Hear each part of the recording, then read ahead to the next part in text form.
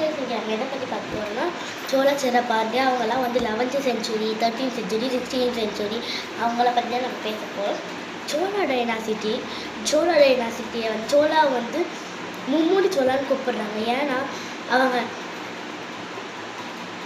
அவங்க வந்து ஒரு டைட்டில் வச்சுருக்காங்க. அதாவது அவங்களோட சோழா வந்து அவனுக்குன்னு ஒரு டைட்டில் வச்சுருக்காங்க. என்ன டைட்டில் தான் மும்முடி சோழா. ஏன் அவங்க மும்முடி சோழா கூப்பிட்றாங்களா சொல்கிறேன். ஏன்னா சோழா 3 க்ரௌனை எடுத்திருக்காங்க. யாருன்னு அவங்களோடது சோழா சேர பாண்டியா.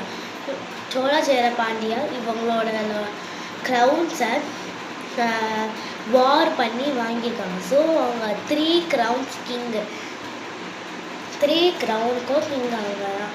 ஓகே, அது விடுங்க. அவங்களோட அச்சீவ்மெண்ட்ஸ் என்னன்னு பார்த்தீங்கன்னா அவங்க வந்து ஒரு பிரகதீஸ்வர் டெம்பிள் வச்சுருக்காங்க.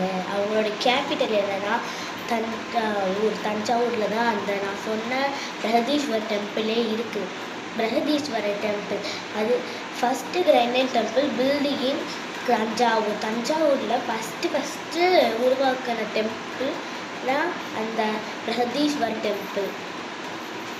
ஃபுல்லாக அது செஞ்சது என்னதுன்னா அது என்ன மெட்டீரியல்ஸ்லாம் வச்சு செஞ்சதுன்னா வெறும் கிரைனைட்டை வச்சு செஞ்சுருக்காங்க. கிரைனைட் ஸ்டோன் அதெல்லாம் வச்சு செஞ்சு ஆணி வச்சாங்க.